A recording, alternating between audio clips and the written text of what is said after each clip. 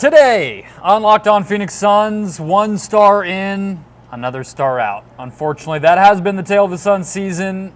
A loss to the Pacers at home, 120-111. What happened?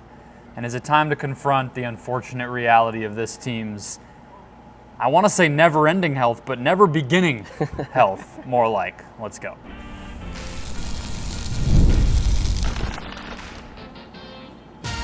You are Locked On Suns, your daily Phoenix Suns podcast, part of the Locked On Podcast Network, your team every day. Welcome back into Locked On Phoenix Suns. I'm Brendon Kleen, a staff writer at Awful Announcing and a credentialed Suns media member. Thank you for making Locked On Suns your first listen to kick off your losing Friday. Wherever you're finding us, do not forget, Locked On Suns is free and available on all platforms, including YouTube, so don't forget to do what thousands of other Suns fans have already done wherever you're finding us. Hit follow or subscribe and become an everydayer. Get locked onto the Phoenix Suns right here each and every day. Today's episode brought to you by the wonderful people at FanDuel. Right now, new customers can bet $5 and get $150 in bonus bets if you win. It's all at FanDuel.com to get started. Joining me, as always, from right here in a very quiet Footprint Center, my fellow Suns credentialed media member. How are we feeling? Late on a Thursday night after this loss, Ben Garcia. It's nice that it's quiet.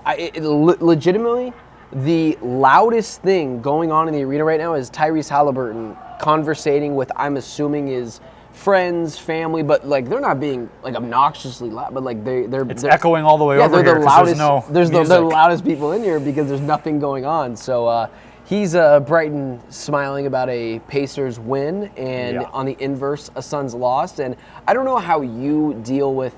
I don't know. I mean, I guess it is trauma with this team over time, but I don't know how you deal with bad news. But like when bad things happen to me, I am a laugher. Like I'm just like, what are you gonna do? Yeah. When these kind of things happen, do you have to process it, or are you just kind of like I am, just like, I mean, what did I expect?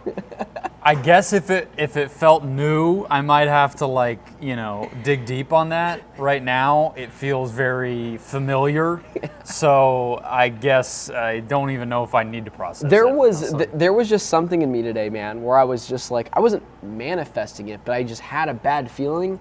I didn't expect it to be Devin Booker, but I was like, someone's gonna go down. Like someone's just gonna go down. It's just what happens. They can't stay healthy, and well, that is our moment of the game, and obviously part of the conversation about this game, as we talked about yesterday, is Bradley Beal was back. 2-3 minutes into the game, Booker lands on a defender's legs on a jump shot. They review it for a flagrant foul. There was, I guess, another moment where somebody was telling me online, he hit knee to thigh with Ben Shepherd at one point, I believe. But it doesn't actually show up until halfway through the third quarter. 5:18, he checks out of the game, never comes back. And Mike Budenholzer said he thinks it happened in the third quarter. Oh. That there wasn't anything, despite what we saw and some of the bang-ups that he had.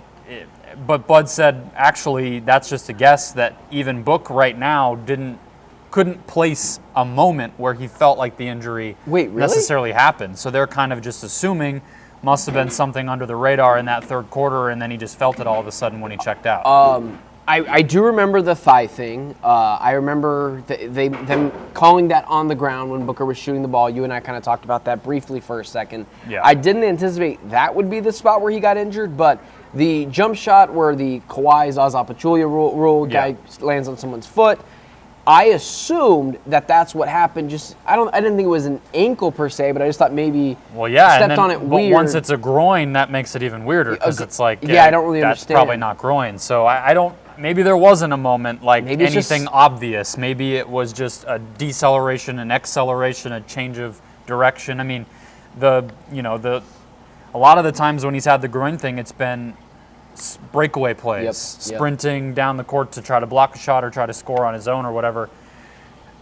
I don't know, but I guess the point is it's not uncommon with Book. And so I guess whatever moment you want to pinpoint, I'll pick when he checked out of the game because he never came back. So I'll be honest with you.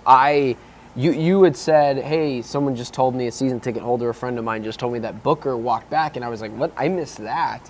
And I go, wait a second, when did he go out? Which obviously isn't a good thing if I'm questioning when Booker was in or not, because I thought I remember seeing him in the second quarter, and it just kind of shows maybe he wasn't doing much anyways to kind of get into the game, which... I mean, he had a decent game, right? 17-6, and he's like the only guy who didn't turn the ball over.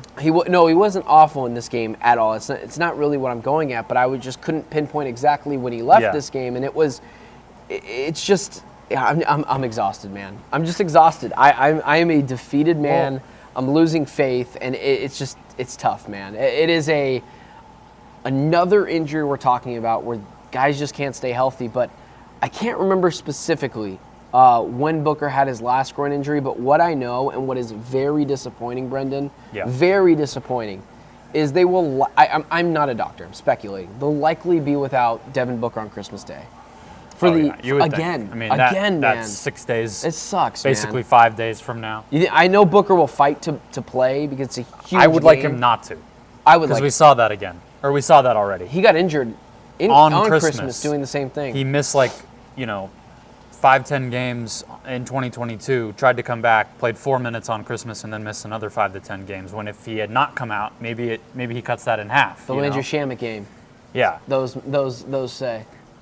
But here's the kind of conversation that I think maybe it is time to have, which is I saw one particular fan online on Twitter who I try to follow some smart fans to get the pulse, and 44% from the field this year, 35% from three. I think it's fair to say we haven't seen the peak athletic, forceful version of Devin Booker since the injury in the playoffs in 2023. We have all these conversations. Why can he not, go to the basket more? Why does he not play X, Y, or Z style? Why does he coast through some games at times and not take over the way that we know he can? Like, what explains that up and down nature of watching this guy? It might just be this. It might be that he knows his physical limits because he ran up against them in both 2022 and 2023 in the playoffs. And there may just be, unfortunately, a limitation to how much this guy can push himself. We can joke about, it's, knock on wood, it's time for the annual December Devin Booker soft tissue injury, and okay, ha ha ha. But there's a deeper pattern here, which is that can he be the level of player he needs to be, or is this always going to be what happens? No, I don't think Devin Booker can ever be that physical, dominating presence in any aspect of basketball, given the fact that this is just true. He's not a big player. Mm-hmm. He is oftentimes one of the smallest players on the court. Doesn't mean he's not an amazing player in terms of offensively, and it doesn't mean he can't try more defensively and at times look pretty good defensively. But he's a smaller player, and smaller players get injured often. So that's kind of the issue with Booker, where we have these soft tissue injuries where it's a hammy, it's a groin, sometimes it's a calf. Yeah. And we're just going to have this. The thing that just makes me so frustrated is I know we were going to have the Devin Booker injury. He doesn't play 82 games a year. Now the injury is normally something like this, but it's just why now? Could you have waited 10 games? I guess I'm less And even last year he had this and still played 65 and was able to qualify for All-NBA, and he was relatively healthy last season. But I guess not to be so doom and gloom, but it's I'm less worried about the December annual absence that we all joke about, and I'm more, I guess, trying to look ahead to the one that we don't talk about, which is that he's hurt every May also. Yeah.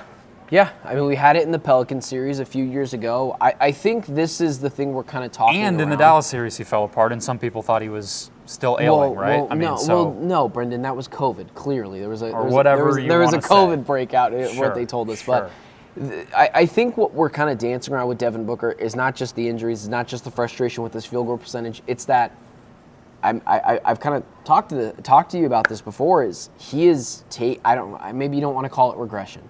He has taken a clear step back as a star, where I used to argue Devin Booker was never a 1. I used to argue he was always the best 2 in the NBA. I'm not sure he's a top 5 2 in the NBA right now, I mean, listen, man, there's been a lot of talk about you got to vote for your guy for the All-Star. I mean, is Booker going to be an All-Star this year? He hasn't been an All-Star as often as you would think. And now he's only 4 times because he was on an awful team and then he missed it 1 year because of injuries already. Yeah, and then he's going to be injured for, let's call it, 5 games is what it feels like. And he's already missed 1 or 2, right? So. I mean, but this is trending towards the worst prime year of Devin Booker's career, in my opinion. Has he not missed any games this year? He missed 1. No, he hasn't missed any games this year. This is his first time. It just feels like it because everyone gets injured. But this is Devin Booker's first missed game. He's been the only consistent in the lineup, which is why it's even worse because it's like, why now? But it's not his fault, clearly. I mean, well, look, when we had that conversation and I pushed back on the regression thing, I said that the only ways I can say that are age and injuries. So that's why I kind of take the opportunity of him getting hurt again now to say, maybe it is more of that than we were realizing because, yes, he was in the lineup and playing heavy minutes, but there may just be this underlying physical thing with him. I don't know.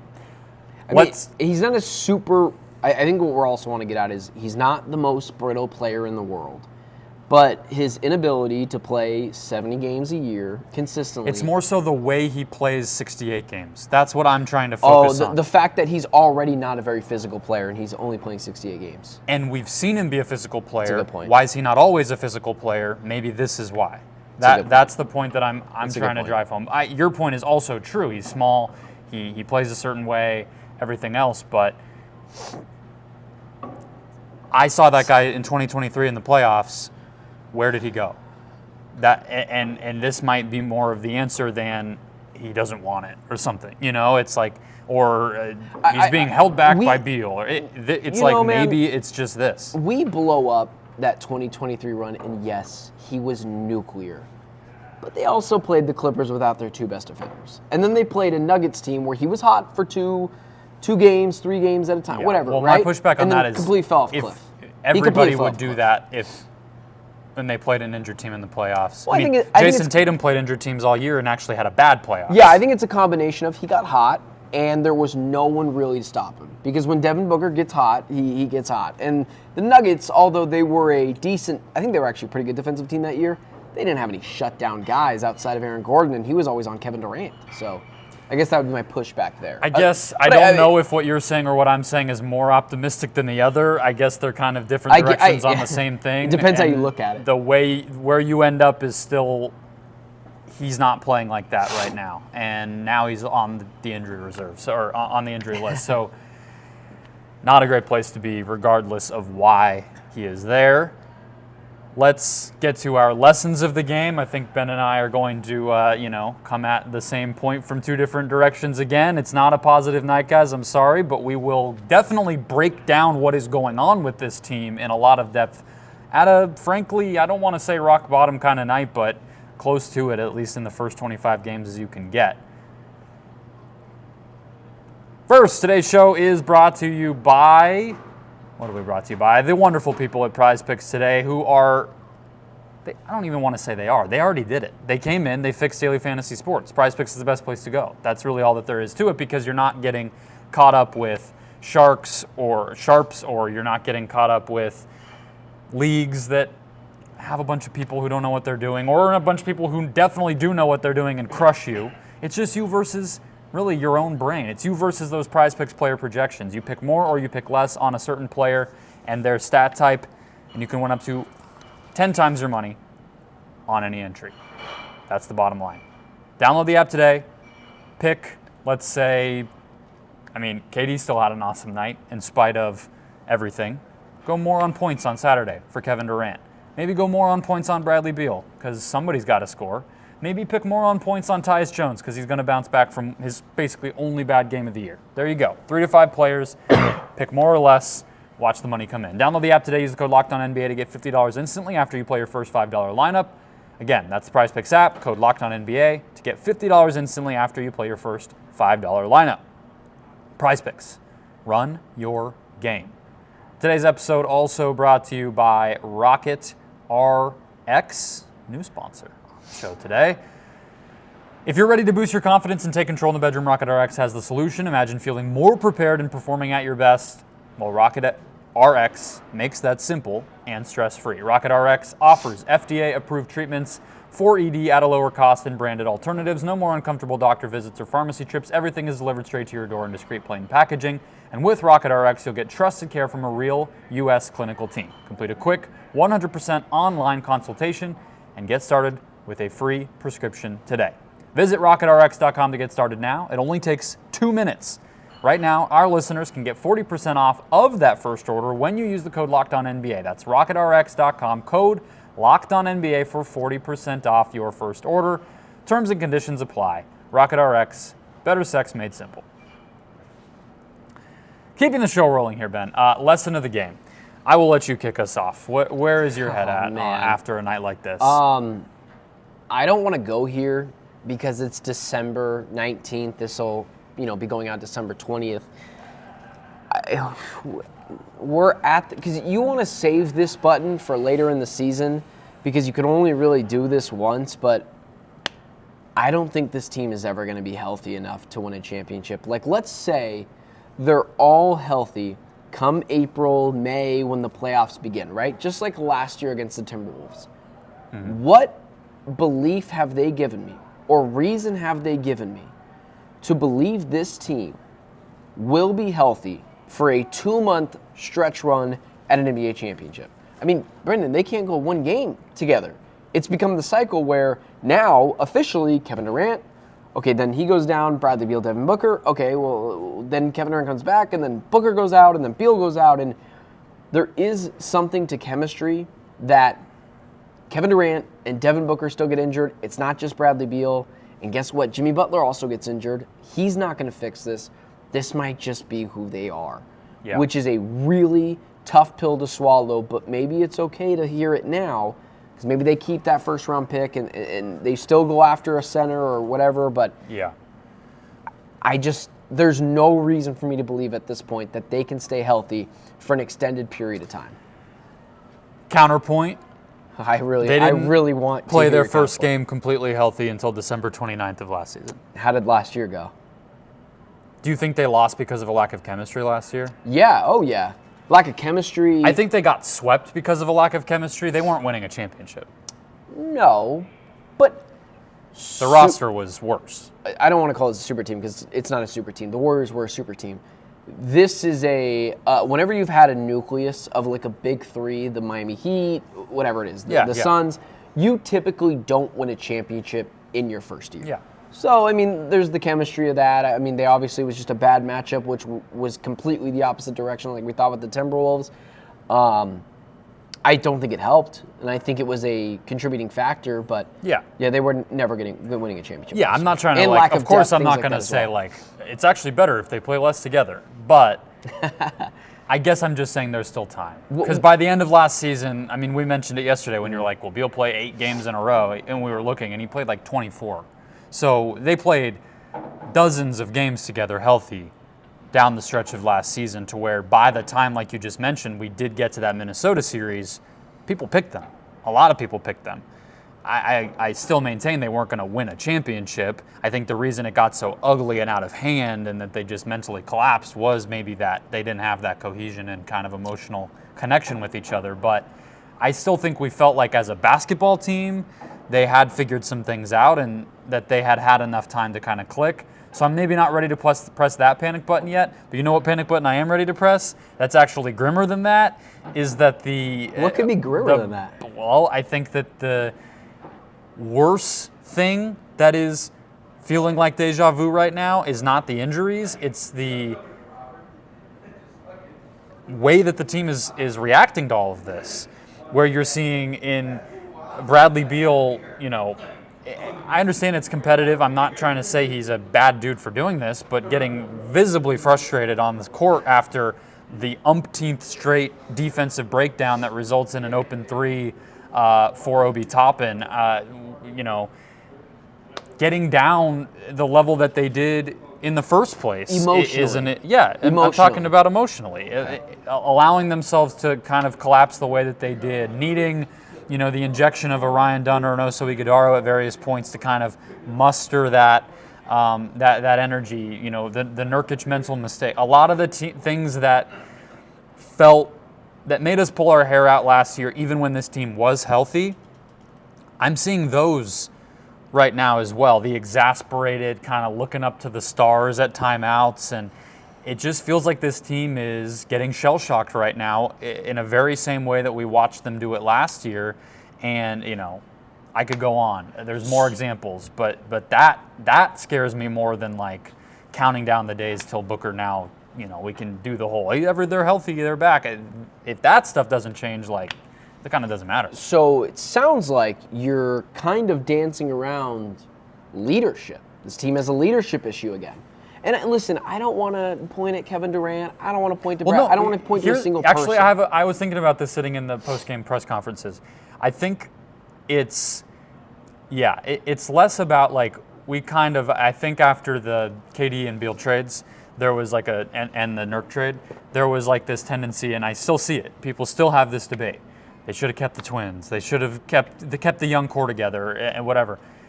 That is stupid.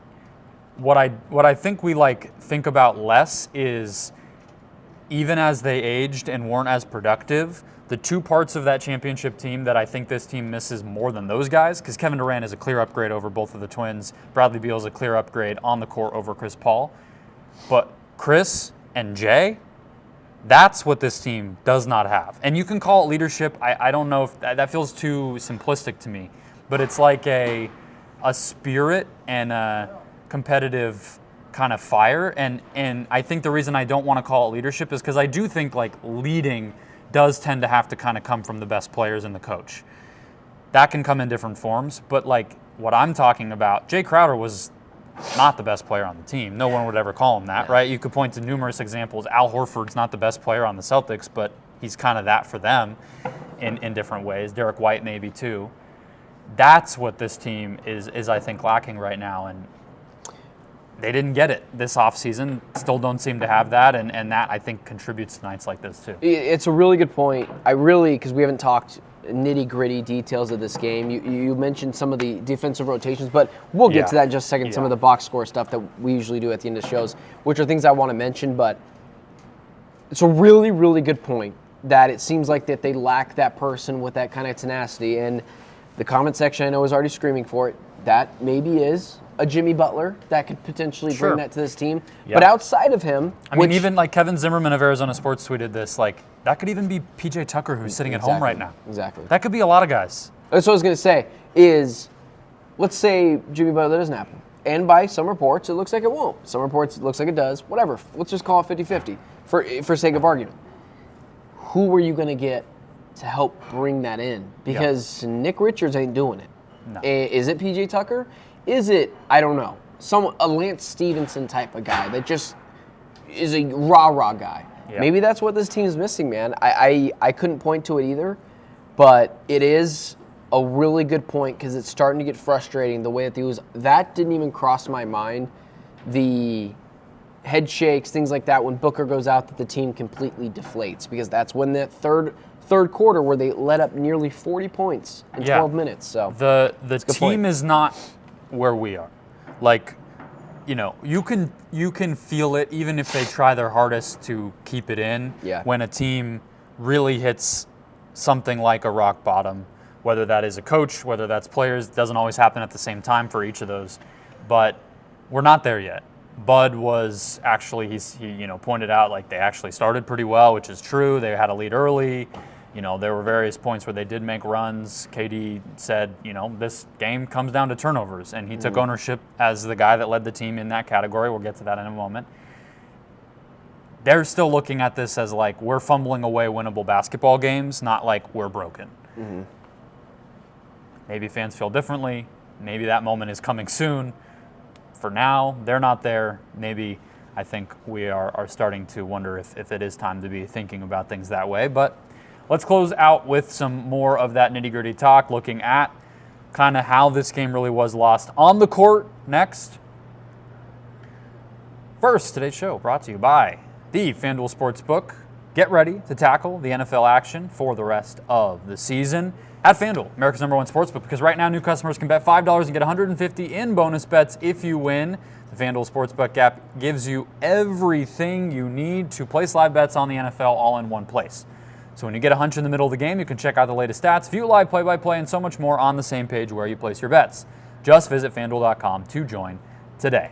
You'll get started with $150 in bonus bets if you win that first $5 bet. So let's check out how you win that first $5 bet, which is to cash in on college basketball. Hold on, what do we have? The Gasparilla Bowl. Florida, what? Florida hosting Tulane. I think it's pronounced Gasparilla Bowl. What is that? I don't know. Let's look it up. You got to be informed on this stuff if you're going to make your. It's a pirate festival. So I don't know. Well, maybe it's a Spanish word. It was the double L. So I feel you. All right. Well, Florida's a minus 400 favorite. That's a pretty good place to start. You'll get your 150 in bonus bets to have some fun. Bet futures on the NBA. Bet all sorts of crazy stuff from that point on. Use all that sweet, sweet FanDuel money after you take your W. Never waste a hunch. Make every moment more with FanDuel, an official sportsbook partner of the NFL. All right, let's close out the show. Reminder to sign up for the Locked On Suns daily newsletter. We are ticking above 500 subscribers there. We're churning out good content for you. Fantasy advice, national coverage, local coverage. Stay up to date with the show. Best of all, it's free for you. That link is in the show description, or you can just type in lockedondaily.com and enter your email there. All right. Magic number of the game, Ben, here, I think is obvious. It's the turnovers the Suns had, which was 16, and then off of that, 25 fast break points for Indiana and 29 total points off of turnovers. I mentioned a moment ago, KD basically said that's all you need to look at, and I tend to agree with him. Not only 16 is not insane. I mean, we all watched this team last year. They were clearing that number regularly, but it's mostly this is maybe the best transition offense in the NBA that you're up against. You cannot give them those opportunities when we know what Halliburton, Siakam, and that group can do when they're running. Yeah, I was telling you early in this game, I said, how many times have we had a game where both Tyus Jones and Monte Morris had a turnover? Tonight they had 3 collectively, 2 from Jones, 1 from Monte Morris. I think the thing I really want to harp on, man, and it was something that you'd mentioned in the last segment, because I think turnovers is sloppiness, and I think that very much relates to that, and the points off turnovers clearly. Defensively, and this is kind of where I want to push back on, they just really emotionally gave up when Devin Booker went out, which maybe you're not entirely pointing to that, but they were bad defensively after 5 minutes in the first quarter till the end of the game. And it was led by Yusuf Nurkic, who got played off the court a few times defensively, but it wasn't just him. He was just the poster child of it all, who's fun to take shots at if you're a Suns fan. It was Kevin Durant. It was Booker at times. It was Bradley Beal. It was Royce O'Neal. The rotations were late. It was sloppiness with both sides of the ball. And you cannot continue to have games like this against teams you should theoretically beat. Brendon, we have blowout losses now. Make no mistake. The final score was not indicative of what the score was. It was mostly a blowout loss. We have blowout losses now to the Nets, to the Knicks when they were spiraling. Biggest lead was 19 tonight, so. We are losing games, but not just losing games, horrendously, because the Suns are walking in here thinking they should have this one in the bag. And they're turning over the ball, they're being sloppy, and I think a lot of that is mental. And you just can't have that right now at this point in the season, man. Yeah, I think on the defensive end, yes, there's always mistakes you can point to. I would say in particular, the rotations on when the Pacers were able to get into the half court and drive and kick, they just weren't, Halliburton's great at, not only can he initiate that stuff, but he is, Steph Curry like off the ball where he relocates and you have to keep track of him, and then he's going to make the right decision if he does get it back. He might take a shot, he might keep it moving. When they were in that rhythm of their offense, the Suns just, I don't even know if they lost track. They just weren't flying around the way that you need to. Lazy. And then similarly in transition when they were able to get those fast break opportunities, to me that's where a lot of their threes came from. Those numbers don't get broken down, in a basic box score of which threes were in fast break, but that's what it felt like. That was the moment when Brad got super frustrated, was on one of those where you're just not meeting the ball. You're not spreading out and finding floor spacers and meeting Halliburton when he's going to be a threat to step into a three in those moments. And again, if I know that's the Pacers' identity because I watched them in the playoffs and they were in the NBA Cup and I'm an NBA fan, everybody knows that that's what you have to be aware of against the Pacers. So it's not excusable. They are literally turning the lights out on us. We're right not now, here much Brendon. later than we normally are. No, but and there's still like trash around us. It just so got. I think we're in the clear. I think these No. lights will stay on. Well, no. Listen, there's still people over there, but Yeah. I don't think I've ever seen them literally. They usually lift the jumbotron up before they turn Yeah. off all the lights. But anyways, just kind of going back to some of the sloppiness that you were Yeah, mentioning, as we they got can see the even more darkness. darker at this point, which is just kind of funny as we have to both turn the brightness up. But just kind of piggyback what you were saying and the sloppiness. But the thing I really want to harp on, because people, think it's just like a joke that I support use of Nurkic in some ways that I think are unfair to others. Nurkic, if they ever play a team that plays any sort of way like the Pacers play, high-paced, every guy's going to shoot a three, he is going to get played off the court dramatically. Like it was him and Mason Plumlee tonight.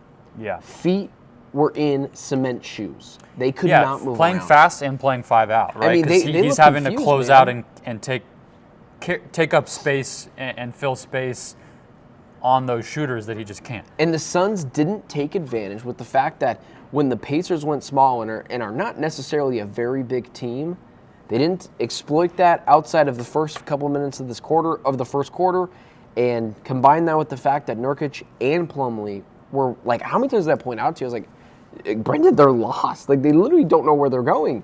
And you would mention Oso's got to close out the game. We didn't even get to that point. Yeah, they did close Oso. out. I believe they closed the half small with Durant Yeah. at center, and then actually Indiana did the same with Siakam at center. Yep. So, they made adjustments. Both Maybe if teams this did, game yeah. had been close, we would have had a better idea of actually if they could meet that test. But that's what happens when you have the freaking injuries all the time, is you can't evaluate the team. It was a overall really disappointing night where halfway through this game, Suns are down by 1. And at that point, I'm already thinking of, okay, what do I want to grab from this? And well, I'll tell you what, Brendon, the Suns said, oh, you need things to talk about? Don't worry, I got you. I've got some things. How about a Devin Booker injury and a collapse in the second half, and just defensively, I mean, seriously, man, this might have been no, that's not fair, but it was one of their worst nights defensively all year. Yeah, I still think the Knicks I've seen game some was, other bad I still defensive think the worst moments. one in the Magic game. I'm starting to run out of worst games of the year, Brendon, and it's December. Yeah. It's a bad Well, place they'll for us to probably be. get some more under their belt. I don't know if this one qualifies, but yeah, even the arena staff wanted to get home early after this atrocity. I think they heard me talking a little too negatively. I still love this. Just because I'm mad doesn't mean I don't care. No, I think it means you care more. You want to Exactly. see it improve. So Exactly. hopefully it does. That'll wrap us up. Hit follow, subscribe, guys, if you haven't already. We'll have a game Saturday. If anything big happens, maybe we'll do a bonus show. If not, talk about that game and any news that comes up over the weekend. Maybe Jimmy Butler can make us feel a little better when we come back Monday. Enjoy the weekend. Don't think about this loss, and we'll talk to you next time.